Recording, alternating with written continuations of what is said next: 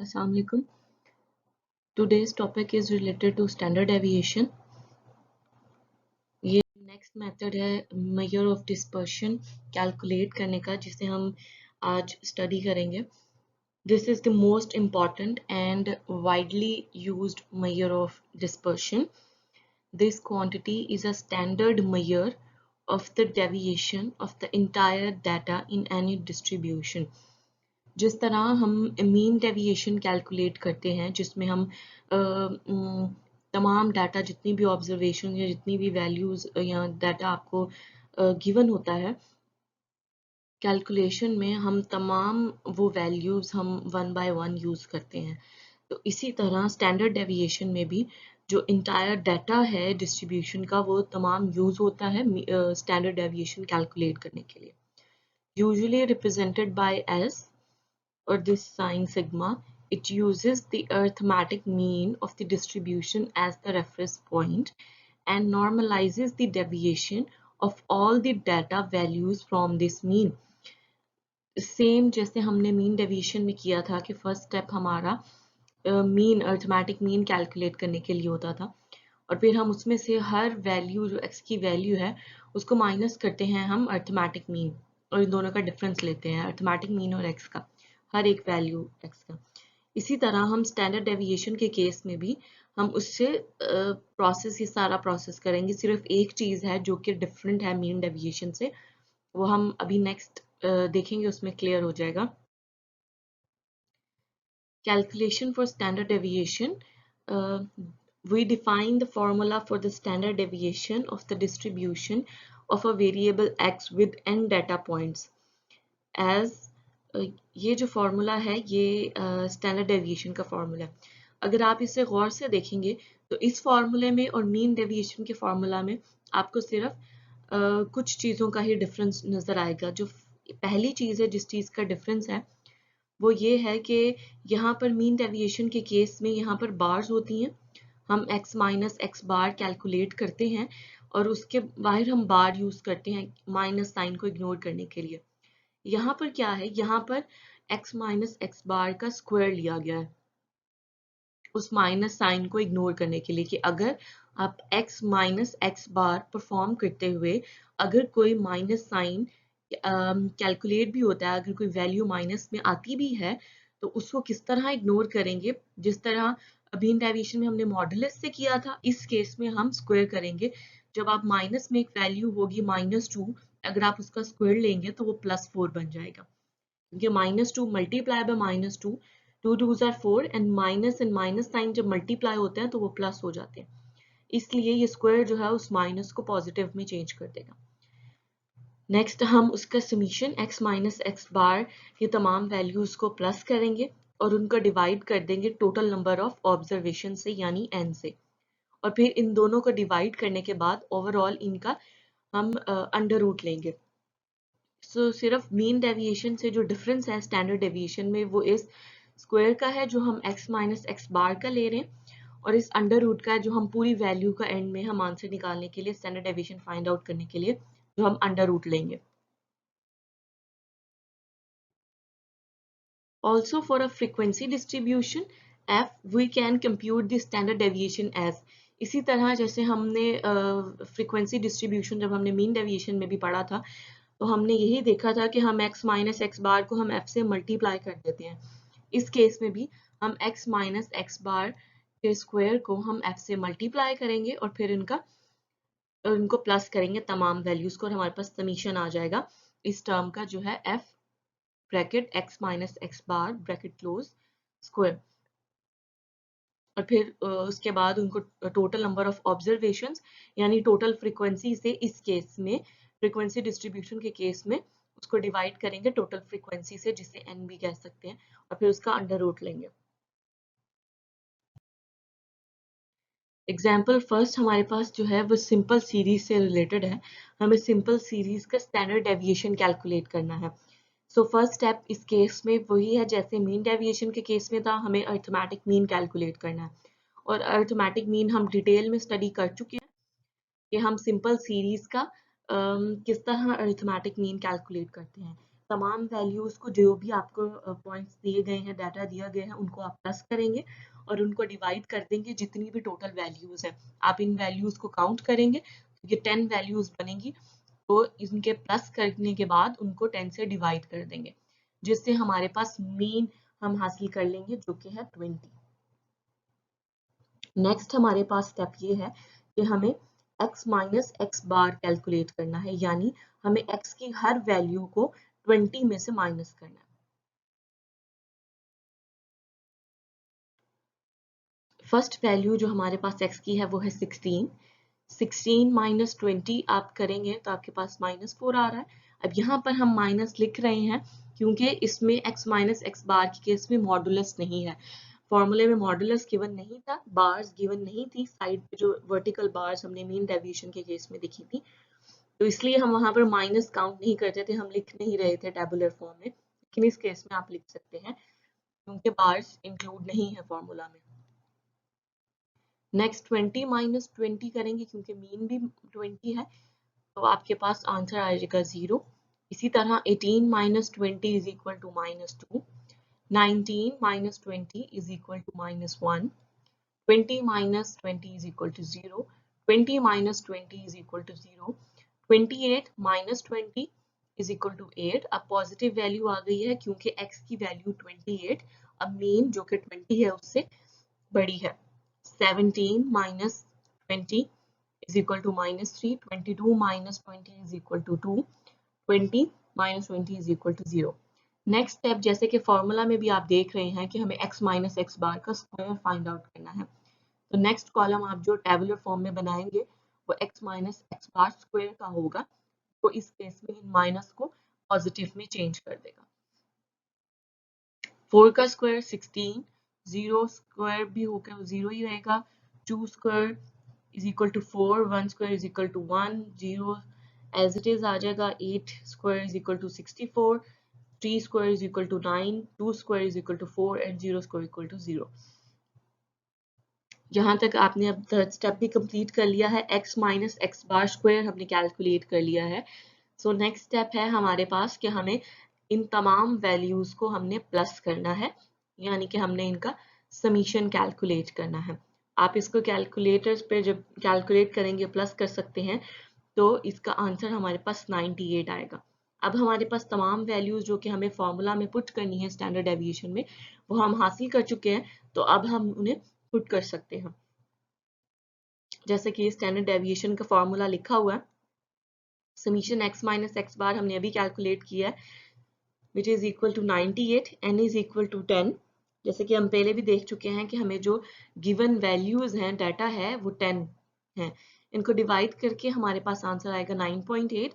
जब आप under root लेंगे 9.8 का, तो हमारे पास स्टैंडर्ड डेविएशन अचीव हो जाएगा, विच इज 3.13। मीन डेविएशन अगर आपको समझ आया तो स्टैंडर्ड डेविएशन बहुत हद तक जो है वो उससे रिलेटेड है, उससे मिलता जुलता है। सिर्फ फर्क ये है कि आपने एक तो स्क्वायर लेना है x माइनस एक्स बार का, और उसके बाद एंड में ओवरऑल तमाम जो वैल्यू हो उनका आपने अंडर रूट लेना है, और आपके पास स्टैंडर्ड डेविएशन आप कैलकुलेट कर सकते हैं। नेक्स्ट स्टैंडर्ड डेविएशन आप कैलकुलेट करेंगे, जैसे अभी पिछले एग्जांपल में हमने कैलकुलेट किया है सिंपल सीरीज का। इसमें हम सिंपल फ्रीक्वेंसी डिस्ट्रीब्यूशन है जिसमें कि x की वैल्यूज में कोई इंटरवल नहीं गिवन, कोई लोअर बाउंड्री अपर बाउंड्री मौजूद नहीं है। हम सिंपल फ्रीक्वेंसी के केस में हम देखेंगे कि हम स्टैंडर्ड डेविएशन किस तरह कैलकुलेट कर सकते हैं। इसमें भी फर्स्ट स्टेप हम उसी तरह लेकर चलेंगे कि हमें सबसे पहले अरिथमेटिक मीन कैलकुलेट करना है, और सिंपल फ्रीक्वेंसी डिस्ट्रीब्यूशन का अरिथमेटिक मीन हम किस तरह कैलकुलेट करते हैं ये हम ऑलरेडी भी पढ़ चुके हैं। x की वैल्यूज आप तमाम लिख लेंगे, f की वैल्यूज आपने लिखनी है, और आपको मीन कैलकुलेट करने के लिए आपको fx रिक्वायर्ड होगा, तो आप f को x से मल्टीप्लाई करके आप यहाँ पर एक कॉलम fx का बना लेंगे। 7 multiplied by 3 is equal to 21, 4 multiplied by 8 is equal to 32, 5 multiplied by 10 is equal to 50, और इसी तरह आप इन तमाम वैल्यूज का fx कैलकुलेट कर सकते हैं। और जिस तरह के हम अरिथमेटिक मीन के फॉर्मूला में पढ़ चुके हैं कि हमें समीशन फाइंड आउट करना होता है fx, यानी हमें fx की तमाम वैल्यूज को प्लस करेंगे और उन्हें डिवाइड कर देंगे n से, जो कि सिंपल फ्रीक्वेंसी के केस में n हमारे पास किसके इक्वल होता है, टोटल फ्रीक्वेंसी के। आप इस तमाम फ्रीक्वेंसी को कैलकुलेट करेंगे, प्लस करेंगे तो वो 46 के इक्वल है। हमारे पास fx भी है, टोटल f भी हम फाइंड आउट कर चुके हैं। अब हम अरिथमेटिक मीन के फॉर्मूला में पुट करेंगे, 245 divided by 46 is equal to 5.32 which is arithmetic mean. Next उसी तरह इस फॉर्मूले के अकॉर्डिंग हमारे पास x माइनस एक्स बार जो है उसको फाइंड करने का है। x की वैल्यू आप लिख लेंगे, f की वैल्यू आप इसी तरह लिख ली है। x माइनस एक्स बार कैलकुलेट करेंगे यानी 3 माइनस 5.32। तमाम वैल्यूज में से आप 5.3 माइनस करेंगे और जो आंसर आएगा वो आप इस कॉलम में एज इट इज लिखते जाएंगे। और माइनस वैल्यूज को आप इस केस में इग्नोर नहीं करेंगे, वो आप साथ लिख सकते हैं, क्योंकि नेक्स्ट कॉलम में जब आप x माइनस एक्स बार का स्क्वायर लेंगे तो ये माइनस ऑटोमेटिकली रिमूव हो जाएंगे, वो प्लस में चेंज हो जाएंगे। नेक्स्ट फिर आप 2.32 का स्क्वायर लेंगे विच इज इक्वल टू 5.3824, आप इस कॉलम में लिखते जाएंगे और इन तमाम वैल्यूज का बारी बारी स्क्वायर लेकर नेक्स्ट कॉलम में आप लिखते जाएंगे। नेक्स्ट फॉर्मूला के अकॉर्डिंग हमारे पास जो नेक्स्ट स्टेप है कि हमें x minus x bar square को f से यानी फ्रीक्वेंसी से, उसकी कॉरेस्पॉन्डिंग फ्रीक्वेंसी से हमें मल्टीप्लाई करना है। यानी हमारे पास ये जो फोर्थ कॉलम है उसको हमें सेकेंड कॉलम से मल्टीप्लाई करना है, यानी 7 multiply by 5.38 is equal to 37.6768। इसी तरह आप 8 को मल्टीप्लाई करेंगे 1.7424 से, जिससे आपके पास आएगा आंसर 13.9392। इसी तरह आप हर वैल्यू को उसकी कॉरेस्पॉन्डिंग वैल्यू से f को मल्टीप्लाई कर सकते हैं x minus x bar square से, और आप ये कॉलम फिफ्थ कॉलम जो है वो अचीव कर सकते हैं। फिफ्थ कॉलम कंप्लीट करने के बाद जो हमारे पास स्टेप होगा कि आपने इन तमाम वैल्यूज को, फिफ्थ कॉलम की तमाम वैल्यूज को आपने प्लस करना है, यानी समीशन फाइंड आउट करना है। जब आप इसको फाइंड आउट करेंगे, तमाम वैल्यूज को प्लस करेंगे, तो आपके पास आंसर आएगा 118.1059। फॉर्मूला के अकॉर्डिंग जो नेक्स्ट स्टेप है n हमें पता होना चाहिए, जो कि इस केस में हमारे पास टोटल फ्रीक्वेंसी के इक्वल है, जो कि हम पहले भी हम प्लस कर चुके हैं, जो कि 46 आया है। तो हम इन दोनों वैल्यूज को डिवाइड करेंगे और फिर उनका अंडर रूट ले लेंगे विच इज इक्वल टू 1.602, और ये हमारे पास स्टैंडर्ड डेविएशन का आंसर है।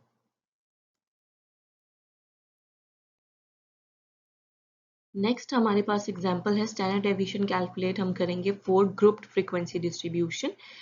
इस केस में हमारे पास इंटरवल गिवन है, लोअर बाउंड्री अपर बाउंड्री मौजूद है, और हमें पता है first step as it is हमें मीन कैलकुलेट करना है, और हम ग्रुप फ्रीक्वेंसी डिस्ट्रीब्यूशन का मीन और अरिथमेटिक मीन किस तरह कैलकुलेट करना है हम वो भी देख चुके हैं। और इसमें फर्स्ट स्टेप जो है वो थोड़ा चेंज वो ये है कि मीन कैलकुलेट करना है, तो मीन कैलकुलेट करने के लिए ये जो आपको लिमिट्स दी गई हैं, आपको इनका मिड पॉइंट फाइंड आउट करना होता है सबसे पहले। जैसे कि 0 to 10 फर्स्ट लिमिट है, तो इसका मिड पॉइंट आपके पास 5 होगा,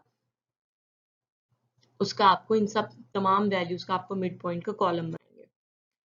यहाँ पर आपने x लिखा है जो कि आपको इंटरवल में वैल्यूज गिवन है, f आपने as it is copy paste यहाँ पर कर लिया है। नेक्स्ट अब आपने x के मिड पॉइंट निकालने हैं, यानी 0 to 10, 0 plus 10 divided by 2 is equal to 5, 10 plus 20 divided by 2 is equal to 15। इसी तरह तमाम वैल्यूज का आप मिड पॉइंट कैलकुलेट कर लेंगे, x कैलकुलेट कर लेंगे। फिर उसी तरह जिस तरह हमें मीन कैलकुलेट करते हैं, हमें fx चाहिए, f और x को मल्टीप्लाई करेंगे और उसको डिवाइड कर देंगे हम टोटल फ्रीक्वेंसी से।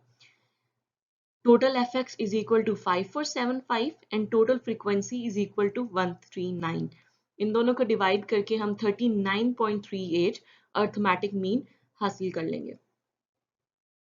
नेक्स्ट हमारे पास स्टेप सेम है, x माइनस एक्स बार हमें कैलकुलेट करना है, तो हम उसी में हम x हम अब जो वैल्यूज हम यहाँ पर लिखेंगे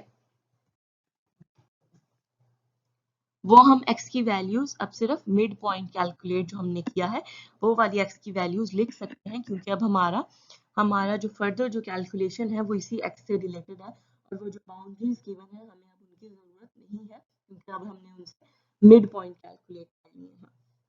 तो ये x लिखेंगे आप, f आप लिखेंगे x माइनस एक्स बार का थर्ड कॉलम बनाएंगे और 5 में से आप माइनस करेंगे x बार को जो आपने अभी कैलकुलेट किया है।